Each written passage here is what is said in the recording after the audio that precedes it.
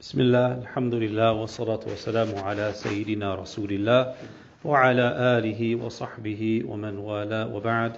فقال الإمام النووي رحمه الله تعالى: وعن عبد الله بن عمرو بن العاص رضي الله عنهما قال: أقبل رجل إلى نبي الله صلى الله عليه وسلم فقال: أبايعك على الهجرة والجهاد أبتغي الأجر من الله تعالى.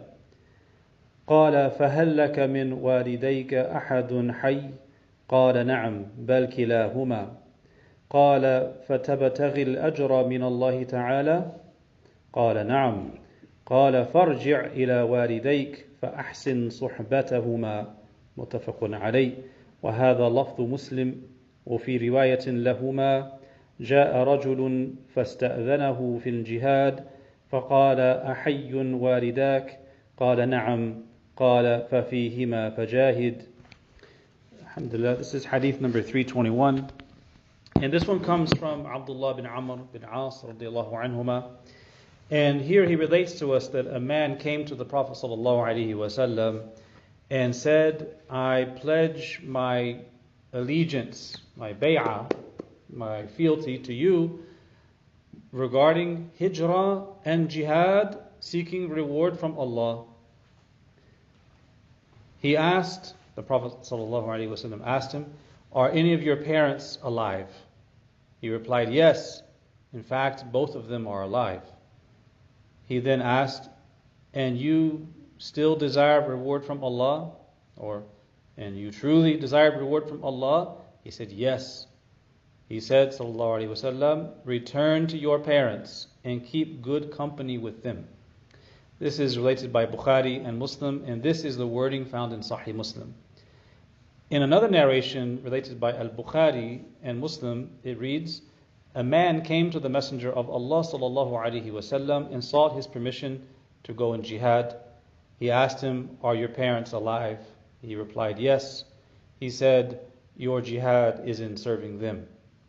This hadith is really profound because we know that in the seerah of the Prophet ﷺ, he took different kinds of bay'ahs from people.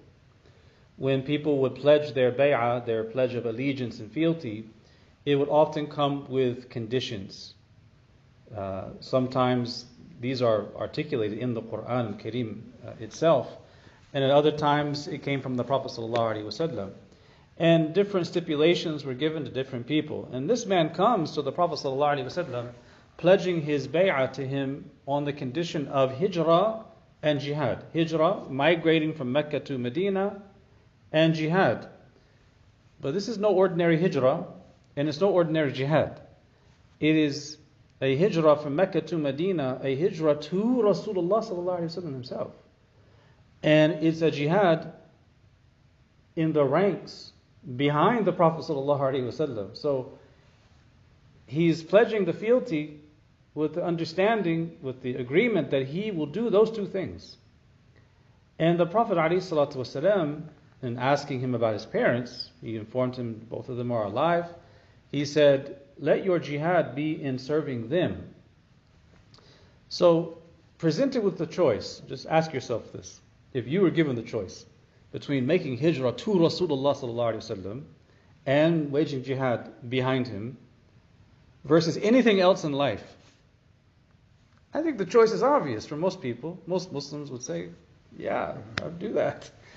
But he was told to go back to his parents and serve them. That was a jihad for him. This is tough because people have an idea of what is the most virtuous thing. Ibn al-Qayyim talks about this in Madarij al-Salihin, about how people think, well, this particular action is the most virtuous action for all times. Or it's the most virtuous thing because it has a lot of reward and I'm really drawn to it. But actually the most virtuous thing you can do is what is most important for you in that particular moment. So for example, in daily life, if you like reciting Quran, beautiful. But when it's time for the iqamah, the most virtuous thing is not reciting Quran, it is coming to the prayer. It's lining up in the rows and entering the salat.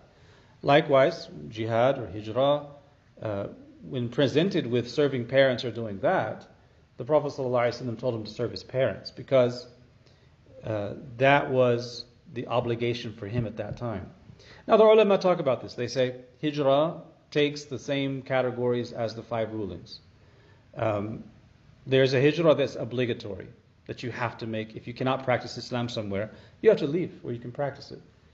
Sometimes it would be forbidden to make hijrah, particularly if you are safe in your deen and you're able to convey Islam to your people. You live amongst non-Muslims and your deen is safe and you are fulfilling a need of conveying Islam and helping the people. In some situations it might be haram for that person to leave. In other cases it may be recommended or better for them to leave. And for jihad, the asl is that jihad is fard kifaya. It's a community obligation. It's not fard ayn on people. There are only certain circumstances where the ulama will say that jihad is fard ayn. And even that is subject to some discussion, because when they say fard ayn on everyone, they said that in a time when warfare was based on numerical superiority. Having the largest force is what dictated the outcome of the battle. So they said that if there's not enough people in a community to repel an attack, you have to get people in the surrounding area to come, and it's fard on them, and if they are not enough, then those in the surrounding area, and so on. All of that's predicated on numerical warfare, line warfare, and so on. Anyhow, the asl is that it's fard kifaya. Therefore, when presented with serving your parents or something that's fard kifaya, the choice is obvious. Serving your parents is fard ayn. That's always going to be the case.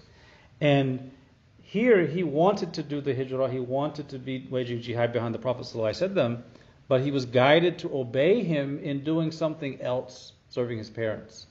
And we see this in the example of Uwais al-Qarani, radiyallahu anhu, Sayyid al-Tabi'een.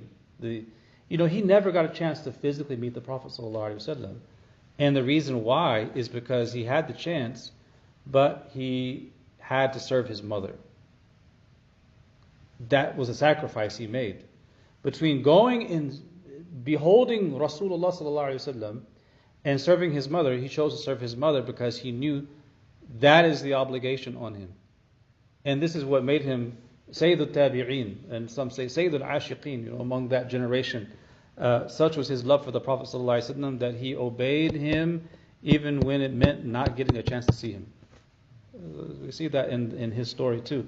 رضي الله عنه والحمد لله رب العالمين.